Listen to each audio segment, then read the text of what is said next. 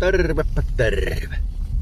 Se on sunnuntaipäivä 6. heinäkuuta. Lämmintä 12 astetta ja saavumme pikkuhiljaa Kultamaille. Jännitys tiivistyy, että mahtaako täällä olla kaivinkoneet ja pelit ja pessarit vielä paikallaan.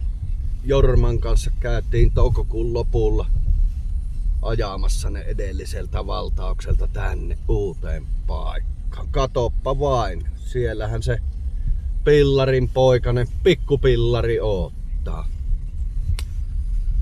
Eilen päästiin perille hyvällä munkilla.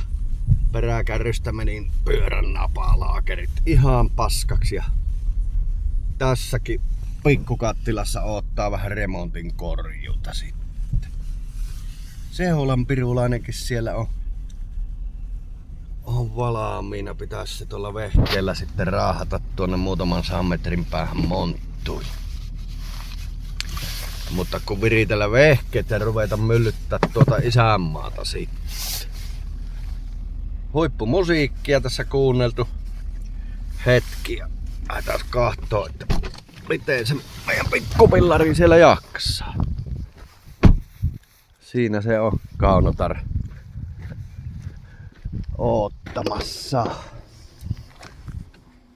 Jaha, täällähän on käynyt katastrofi. Joutuu vähän pikkuporoa pikkusen väistämään tuossa. Näköjään kaikki vermeet on sitten levinnyt. Pillarin avaimet jostain kaiveltavaa ja remonttihommaa.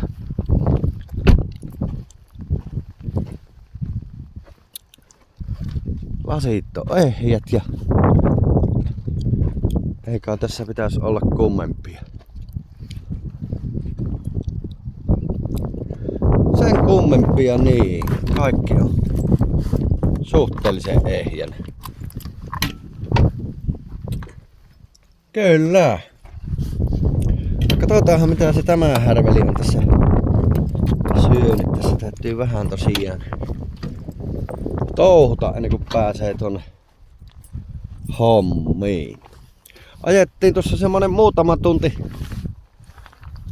edelliseltä paikalta tänne ja kappas kehveliä. Hydeöljyt hävisi jonnekin ja ruvettiin tutkailemaan, niin tuolla. En tiedä näkyykö. Säiliöltä tuleva tuo imuletku vuotaa. Se on lipittänyt tänne hydeöljyt ja sitten polttoaineletkussa on pirun halkeamia. Niin tuo letku täytyy vaihtaa tuosta ja tuo imuputki ennen kuin tuonne Vihtiin Kultamaalle tällä härvelillä lähtee. Ei tarvis hirveästi tiputtaa mitään öljyjä ja polttoaineita tuonne kentälle tämän vehkeen. Mutta siitäpä se remppa alkaa. Se on letkut vaihettu. Polttoaineletku ja hydepumpun letku. Ai että pikkukattilaa käy taas netisti. Suodattimet vaihdettu, polttoainesuodatin ja hydesuodatin ja ei oo vuotoja. Ei näy missään ja esteet on ok ja ei muuta kun lähdetään kolistuttamaan rumpua tuonne mehtään ja viedään se mestoille. Ai niin pieni remontin korjuu vielä juman kautta, niin aggregaatti ei lähtenyt käyntiin. Niin ei muuta kuin polttoaineen vaihto. Niin ehkä se siitä sitten vielä tämäkin iloksi muuttuu, mutta pikkukattila saatiin isku kuntoon, niin kohta lähtee maata tuonne rumpuun pörskäs. Ai, onko mia? Jumalauta. Ei vain lähti aggregaatti pyörimään. On tämä melkoista työmaata, jumalauta. Tämmöiselle puuhastelijalle niin ihan riittävästi hommaa. Pääsee kullankaivuuseen. Toki kullankaivajien legenda MacGyver ja mitä näitä muita lempinimiä on. Veikko Jaskarilla, niin se olisi vittu nämä tehnyt kato lauantai-iltana pimeässä vasemmalla kädellä kumisaappaalla. Se on sen verran legendaarinen sälli, että niin siltä käy kyllä koneremontti keskellä korpea hernekettä purkilla. Meikäläiselle nämä pienetkin systeemit tuottaa tuskaa. Veikko onkin niin koko ikäiset touhunut niiden vehkeiden kanssa. Siltä se homma luonaa. Se on kyllä sällien sälli. Voi juman kautta, niin on melkoinen legenda ukkeli kyllä. Mutta joo, eikä siinä, mutta kun pannaan rampakalakat ja nyt lähtee rumpu kultamaille. No niin, juman kautta.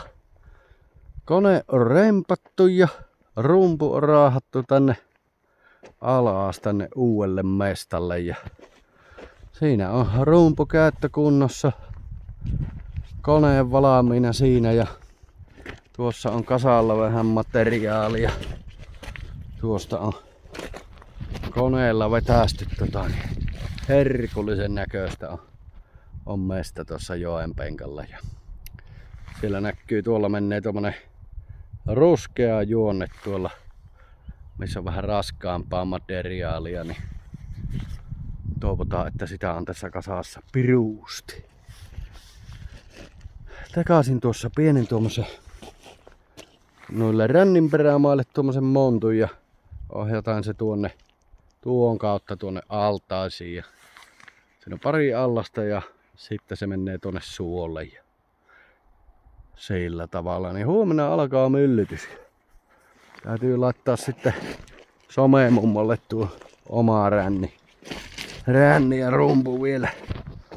Voi sitten mummo kätyreineen perhana siinä rummuttaa ja myllyttää isänmaata. Niin sillä lailla. Tästä pannaan huippupeli.